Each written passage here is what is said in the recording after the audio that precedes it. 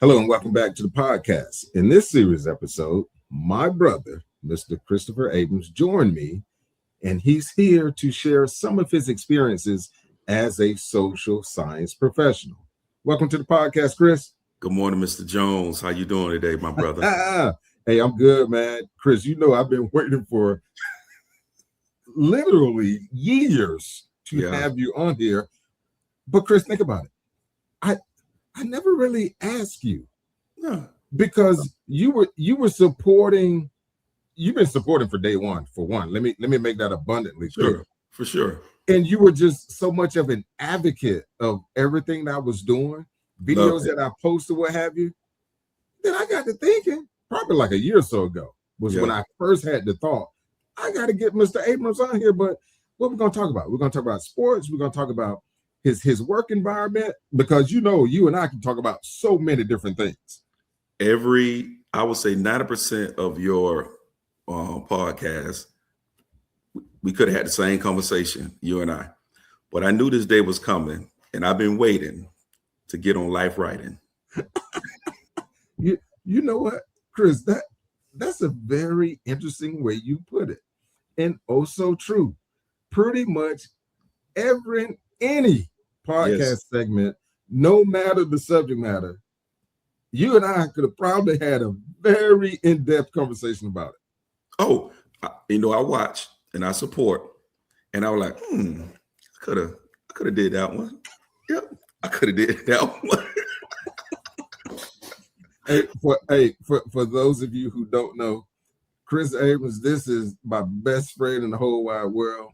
For sure. We have another close buddy and another close buddy, and then we have a brotherhood, but maybe it's something about the name in itself. Back home, again, those of you may know, those of you may not. Back home, I was referred to as Chris Jones. He was referred to as Chris Abrams. It was literally one word. No one called me Chris. Hardly anyone called him Chris, especially when we were together. But anyway, just to give a little backdrop with respect to our relationship.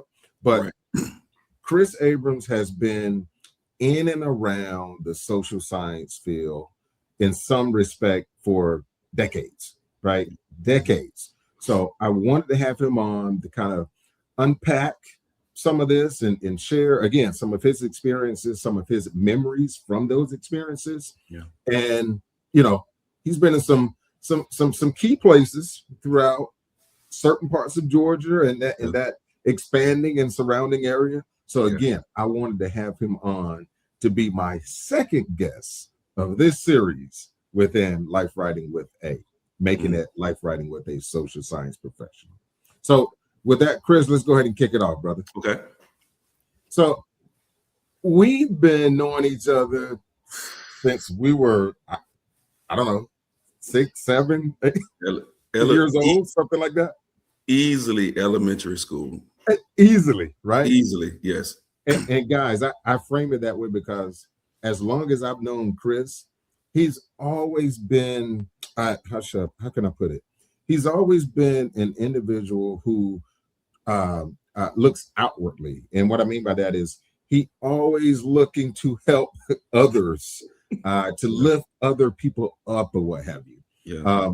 So Chris, I want you to expand on that as I set the stage, because I've always been curious too. I know in part, but what led you to the field of sociology and any expansion of that in itself? Christopher, that is a great question. And I'm going to say 3 words. And I know you remember this. Feed a kid.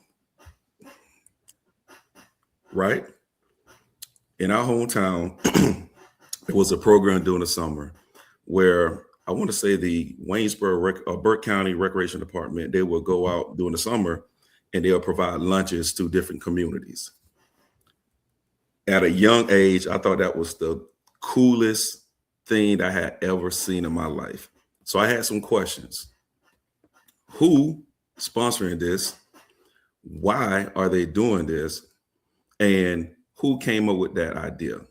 Fast forward a couple of years later, you and I I would say our first official job was during the summer.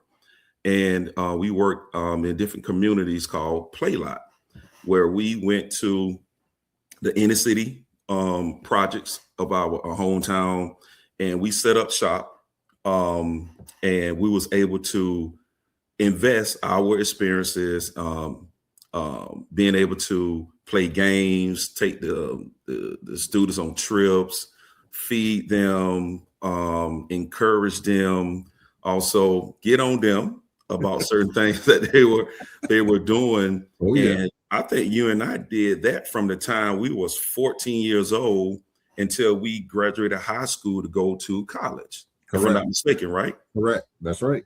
Right. So it was just a inner spirit, like desire to be a part of that and to be able to, I call it, give it away to keep it, right?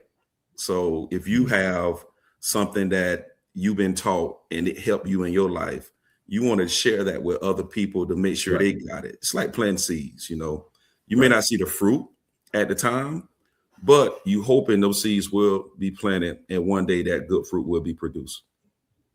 Absolutely. Yeah. Man, hey, whew. Well, you pulled on some heartstrings just then with that feed a kid and then the Play Lot specifically. Yeah. We've had conversations over the years. We were serving kids who were older than us, you know. Yeah. Right. And we never really thought about it. At least I didn't. Thought about it or looked at it that way then. It was more in line with what you said. We just wanted to help. We want to feed a kid, right?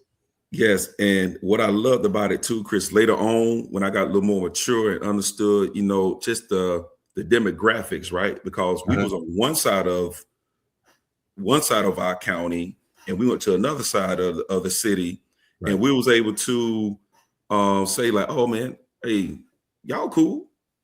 Oh, y'all cool too. So, and like you said, being able to service individuals that's younger than you, your same age or even older than you just took the age out of it. It just really came down to just being mature and having a good heart and having a desire to help other people. Yeah, absolutely. I want to segue right there. You mentioned that the maturity and the growth, and you know, you going, you know, off to college, playing football, learning in that environment in itself. Yeah. Like social services. I mean, folks hear it. Yeah. It's so widespread, all encompassing. Yeah. It's kind of like, and some people know this, but most people don't. I've had the conversations, but what type of opportunities are out there in the social services arena? Okay, so I would say at the early stages of my social service career, when you hear social services, first thing I think about is a social worker, right? But it's a broad range of degrees or titles or degrees that you can have or get to work in social services. So you have clinical social workers, you have case managers that work directly with the clients. You have healthcare social workers, you have substance abuse counselors, you have probation officers, you have school social workers. So it's an array of different experiences and different degrees that you can go into to work in social service. Matter of fact, to be honest with you, two of the best individuals that I ever worked for out of my whole career as a social service professional, they didn't have a sociology degree, they didn't have an economics degree, they didn't have a psychology degree. Both of them was attorneys. Believe it or not, both of them had a law degree. And if you really want to get deep into it, when you deal with social services, you deal with a lot of grants, whether it's federal grants, you deal with state grants, local grants. So to have someone to break those grants down and making sure you're following the grants and coordinating the grants and creating the grants, and then two, making sure that you are meeting with the I would say the local officials. I call them the gatekeepers, the one that's going to approve of you getting the funds to help this particular demographic or a particular zip code in their needs. So yes, I had 2 attorneys that I worked for, man, and when I tell you they was on point, from the beginning to the end. Wow, yeah, that's a great point too, because yeah, I've known not a lot personally, a lot of legal professionals in that arena, and you're right. I never even thought to make the connections, that the legalities behind making sure the verbiage, these contracts, these agreements are aligned with state, federal, even federal regulation. To your earlier point, that's true. So you always going to need someone, and of course too, when you're working with especially local and state governments, you're gonna have legal always to be involved as well too. But legal loves to see an individual that's a program manager, and they say, yeah, I'm a lawyer by trade, but I'm taking over this project. Legal then sits back and says, okay, this is going to be, we are going to be on the same page. It's going to be professional. It's going to be organized, and make sure we hit all our bullet points, and make sure too you honor the grant as well too. Yeah. So you touched on, folks not having degrees or having a degree or what have you. So so you are you would you, through your experience, decades of experience, would you say there's a certain degree or certification that you may need to kind of boost you up or whatever? I would say this definitely, because when you're dealing with social services, from my experience, you're not going to get rich in working in social services, right? Right. So once you get into social service, because for me personally, I got in like, no, I want to help frontline, help be hands-on, and I want to be able to share my experiences and just be a part of everything to make sure that everything goes right. But as you get older and as you get more experiences and as you get a broader picture of how you can still have that same desire to help, maybe you don't want to be on hands-on. Maybe you want to move yourself up in your career. Maybe you want to be a director, a deputy director, or case manager, supervisor, whatever. So I would say if anybody's out there, especially I would say middle school, high school age, especially if you're serious about getting into social services, I would say look at the degrees like sociology, psychology, economics. Focus on social work as well too. And with social work, you can get into clinical part too. So that's more school and that's more certifications, and that's more I would say going to class, going to school, and just making sure you just having all your clinical requirements taken care of, so you can put yourself in a position where I always say sit at the table, to make sure when you at the table and you talking to a lot of people that want to help and got the right attitude, but they really don't, it really hasn't been hands-on, and you can share your experiences and let them know that, hey, this sounds good, I think this would work, or you know what, may need to go a different route. Nice. Yeah. Wow. Yeah, that was a packed response there, and I followed everything you said. You've alluded to this, Chris, but I'm gonna ask you anyway. What has been most gratifying throughout? I know you may have several instances or examples and such, but what are some of the ones that come to mind? Well, I would say meeting individuals and families where they at, right?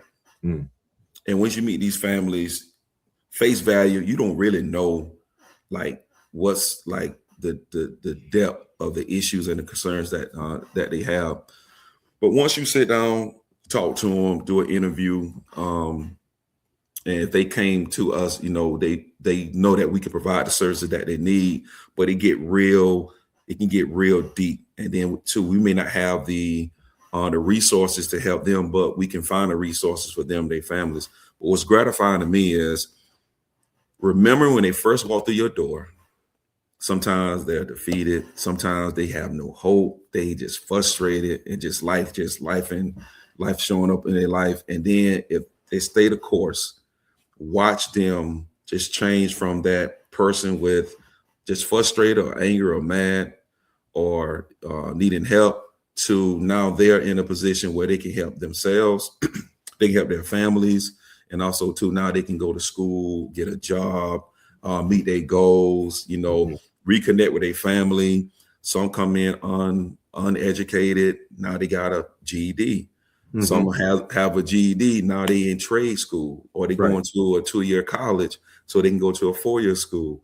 So to me, that's gratifying, just meeting individuals and families where they are and making sure that we are reaching their goals. Yeah. That's awesome. That is awesome. Yeah. So Chris, being my best friend, I've seen you boots on the ground, in and around Atlanta. I've visited certain, parts and offices, you've been in over the years, again, over the decades. Yep. Which one of those positions, I know I'm putting you on the spot. Yeah. Which one of those positions like really stand out? Like, which one? We've been, man, oh my God, we've been talking. I share so much. I don't share so much with you about my experiences and everything.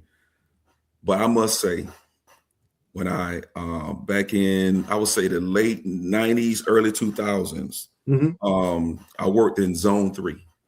And for anyone from Atlanta or from the Metro Atlanta area, Zone 3 is one of the zones here in Atlanta, in the city. And if I would say the Mechanicsville area in Atlanta, Summer Hill, Pittsburgh, Lakewood Heights, that was one of the most gratifying, kept me on my toes every day experiences that I ever had. And the reason I said that is because I had to literally come and work in their community, in that community, and I had to show them that not only do I want to work and help, but I want to be a part of the community as well. I worked at Alternate Life Paths program. It was a few functions. It was a group home for young women that was in state custody, well, defense custody. Also, it was like a transitional program too for young ladies that was 18, about 17 and a half, 18 on up, that all of them was homeless, and they was trying to transition into having their own apartment, learning different skills. But I was over the educational piece of all of that, right? Some of the young ladies went to school, high school. Some of them didn't. So we serviced that whole community in that area to make sure that those individuals just came back in there, work on get their GEDs. And then from getting their GEDs, other life skills, other social skills, job skills, array of things. I had some of the guys come, and speak with them and everything. Very challenging. All right. Yeah. Very challenging, but at the same time, very rewarding as well too. And I always been appreciative to the Mechanicsville community because they accepted me and my family as their part of their family. Wow. Because Penelope and I got married 2002, and then Noah was born in 2003, and Noah we called it the Blue House. Noah at the Blue House. Penelope came to the Blue House. Jeffrey Hatchard, he came down there. Rob Robinson, you guys came down there and spoke life and spoke positivity into my students. So wow. I would say a program or organization that really stood out to me and just really helped me to understand Atlanta. Okay. Just like I ain't gonna say the politics of Atlanta, but just Atlanta, just being in that community and how much they took pride for being in Mechanicsville. It kind of reminded me of how we grew up and how we lived in our community as well, and how we took pride in our community and how we want our community to be in a positive light. and be respected, and to be one of the best communities in our area too. So yeah. Also, and that was a nonprofit organization as well too. Okay. Yeah. Nice. Yeah. So, Chris, I can go on and on about this, and get into the weeds, what have you. But what you've shared thus far, you've painted a picture. I mean, for one, just your tenacity, your resilience. Aside from your academic prowess of being, in addition to your academic prowess of being, again, boots on the ground, in the fields, right, getting your hands dirty, as folks say, right. It's especially in a major city too. Yes. So that puts a totally different spin on things. And you mentioning a specific area of the city. Yeah. So I'm glad you said that too, because even in a major city, like that nonprofit organization wasn't the only organization that was trying to help the community. So now you get into resources. So it's not a lot of unfortunately, it's not a lot of resources out there. It's they out there, but now you got to compete for them, as well too. So just coming up with a very creative job and opportunities, or just focus on your community and what are the needs of that community. Right. Applying for grants, whether it's state grants or local grants or federal grants, as well too. So there are resources out there too, but a lot of people are competing for the same resources as well too. Right. And I would say the state, local, and the federal agencies, they do a good job with trying to disperse those resources to different communities to make sure that they have the funds to operate properly, to serve those citizens, or to serve that zip code, or to serve that area, that particular area. Yeah. Wow. Man, you touched on the grant writing aspect of things again, and I was floored because I've been on the government contracting side of things for so long. The grant writing, that specialty, I have found it is. This is my experience. I haven't run into a lot of people who know how to effectively write a grant or even respond to it, make that request. And that, Chris, that's a skill set that that's a skill set that you gotta have the desire, for one. You gotta have the want. You gotta have the experience, and you got to understand whatever the grant is offering. First of all, you got to make sure that when you apply to it, that yes, everything this grant is saying, we need this resources in our community. And then you got to show how are you going to what does that look like? Right. Is it the right demographic? Is it the right zip code? Does it have the education piece in it? If it has the education piece, if you don't have it, are you going to be able to partnership with another organization or another program to say, hey, we don't have this directly, but we're going to partnership with this organization for this particular part of the grant as well too, which is great too, because now you're working outside of your community maybe, and now you're networking with other individuals that are doing similar work that you're doing. Then now it's a relationship. Right. Okay. Right. Relationship, because I had the city of Atlanta, like the mayor office and their programs, they had adult education too. Don't get me wrong, they had GED, but it was truly adult education. They were more like 30, 40, 50 like adults. But the program I was on, it was more 17 and a half to 21. So they used to send some of their kids over here to ALPP, and it was in a better, I would say, more suitable environment, a young environment, high school type environment. Individuals around their age, individuals that they can relate to, in that nature. So, and it worked out too. So having building relationships with other organizations and other programs, It's a key. Because I don't think one program can do everything, all, by themselves. And just networking and working together within your community is you always have success. Got it. Yeah. Mm-hmm. Chris, with your vast, knowledge base, experience, in smaller rural environments to big city of Atlanta specifically, what words of wisdom do you have, recommendations, right, for someone either twofold, aspiring to venture into this field, or perhaps someone who's in the field but may feel stuck in a way? Great question, Chris.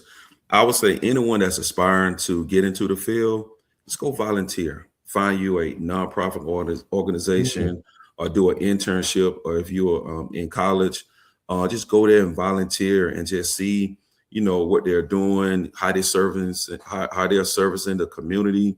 Is there any particular area that you're interested in? Or you want to deal with the youth, or you want to deal with the young adults? You want to deal with more the probation officer side or the court side? You want to deal with the education piece of it too. I would say definitely get in early, like I did, like we did. I knew at an early age, as early as elementary or middle school, that going to college, I want to focus on the social sciences and just to continue to, to help other individuals. Now, if you already have your degree, certifications, and you say, you know what, I feel stuck, I want to move up, go back to school. I did. I went back to school, came out, University of South Carolina with a degree in sociology. And then later on, I went and got my master's in public administration with a concentration in state and local government. And that does elevate yourself, and also too, put you in rooms that you probably want to be in as well too. And you're just taking your lifelong experiences and taking the philosophies that you learn in college or grad school and just bringing it together and creating too. Or I would say this, create your own program. It's work behind it. It's organizations out there. It's individuals out there that can help you do that. You can start your own program, because you may see a program or a need out there that no one's doing. Right. It's grants, it's local grants, it's state grants, it's federal grants, out there that can help you service the community that you want to work in too. So it's okay to work for, someone else. It's okay to get in other organizations. It's okay to volunteer. It's okay to do internships. And once you figure that out, it's okay to even go back to school. But it's even better if you start your own. Woo, that's the button on it, my boy. I love that. And one thing too, I want to leave with the social science professionals and anyone. Proverbs 23:4. Yes, sir. Do not work so hard to become rich that you make yourself ill. Be wise and rest when you need to. I would say that to everyone. Amen. Working in social sciences, if you're really passionate about it, it can take a lot out of you, okay? Yeah. And you got to know when to rest. We got to know something called drop the rope. You got to know when to drop the rope and say, you know what? I can only do what I can do. And I'm going to leave this at my office today. I'm going to go home. I'm going to regroup. I'm going to come back tomorrow. It's a new day. It's a new opportunity. What happened yesterday, I can't control it. Tomorrow, not a promise to you. So focus on the day. Amen. Amen. Amen, brother. Boy. that right there. Yeah. Woo. And I know you dedicated that to the social science professionals out there. Right. But I mean, we all know that is applied across the board. Across the board. Man. Across the board. Yeah. Oh, that was powerful, Chris. I appreciate that, brother. No, brother. My best friend, Christopher Jones. I appreciate you. I've been anticipating this for a long time. Didn't know which angle it was going to take. When you reached out to me, I told you. I said, man, I knew this call was coming. saw it. You I did. knew Yes. this call was coming. Yes. Just visualize that conversation. And for you to call me that day, I almost dropped the phone like that. This is crazy. Hey, I could hear it in your voice. I'm like, Chris. And then when you shared it, I was like, I just thought about us having a conversation, but the crazy thing about it, didn't know what topic though. Cause like I said, Chris, we can talk about anything, right? Pretty much, So I think it was a great topic too. And social science professionals, I'm glad you threw a light on them as well. They do a lot of good work. It's hard work, it's challenging work, as well too. But it's needed. It's needed work. And Chris, to piggyback on what you said, I mean, for one, just being led, just the godliness part of it. Yeah. Complete transparency. And I think I in part shared this with you. Even this series specifically, I just got the nudge to delve a little deeper. Yeah. Delve deeper into certain areas that, to all of your points over the last several minutes, that's needed. People need to hear about these facets of this particular career, this job, position, whatever. Especially when it's something that's all encompassing as the social sciences, right?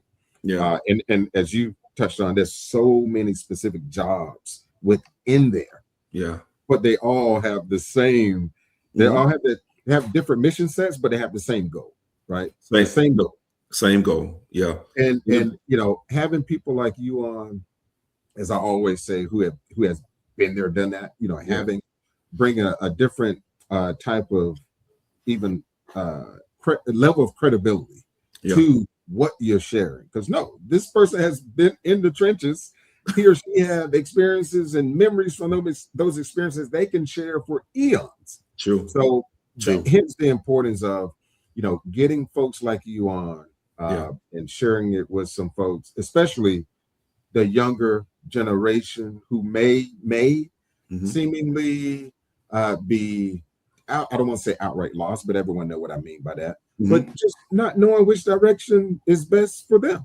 And they may not be, the praying type of person, individual, what have you, to kind of hear from God, right? Help them, guide their steps. They don't. But when they hear Chris Abrams, that was the star quarterback from Burke County. Yeah. Went on to play for South Carolina. Wait, hold up. And he been in Atlanta.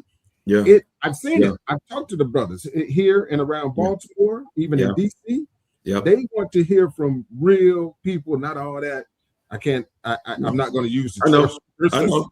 No, but listen, brother, the way God using you on this platform, and not just this particular profession, but everything you have done, you are doing and going to do, it's a blessing.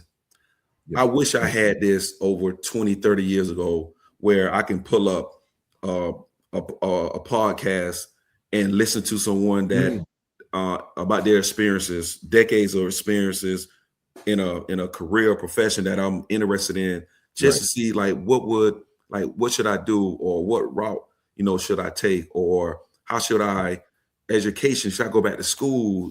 Should I just not go back to school, get certifications and whatever? So, man, I love this platform, man, and love how God using you, man, because you're gonna touch a whole lot of people and help a lot of people to, I would say, not make the same tracks that we made. Yeah. I got an old saying: instead of going around 285 to get to 20, just go down 20.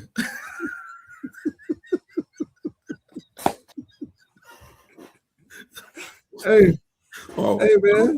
Listen, I don't draw out 285 now. To get to 20. 285 is big. It's huge. It's just why are you doing all of that? Just go this way. Just go east-west. So to the audience, I've garnered tidbits from my family and friends as long as I can remember. The podcast and anything else I do is has derived from, right, a lot of the recommendations and things that I've heard from people like Chris. That snippet, what you just shared just then, that analogy in itself, yeah, if folks can truly internalize that, yeah, and use the resources that are out there. If you don't know the resources, yeah, ask someone, yeah, bona fide, yeah, credible, like a Mr. Abrams, yeah, to, hey, so, what else? I know you touched on this, but you didn't really so what about, hey, yes, use your resources. Like you said, man, it can save you so much time and unnecessary wasting yes. unnecessary time. No one has time to waste. We don't have time to waste energy, Yeah. and time is precious too. Time Absolutely. is time. If you can get to a point a little quicker, go ahead and go that route. And That's right. just do knowledge too. A lot of times it's just knowledge because you don't Right. know. Lack of knowledge, man. Yeah, lack of knowledge. You don't know. You know what you know, right? And you're gonna go the way that you think you go, but just reach out and someone probably can say, no, instead of going that route, I thought about doing this. And I may, light up that, some ideas and some creativity as well too. Or you never thought about it that way as well. You never thought about it that way. Hence the reason why I do as much of these as I can. And now that I have a little more time to do them, I'm pouring myself. I've heard from my source to do it. Yeah. He's already told me. And I was hesitant and I was tap dancing and I was Now I still have other responsibilities. We all do, right? True. But anyway, that's another podcast in itself. This one right here, Ms. Abrams, this has been the icing on the cake was perfect, after the week of Christmas and all of the other festive things that were going on this week. When I saw you had signed up for this time slot. Perfect. I say, man, look at God. Man, look, stop. And to do my first podcast with my best friend. It's icing on the cake for me. to do your first. That's right. Yeah. So more to come about all of that. Because seriously, we talk about it all the time. We got work to do. We do.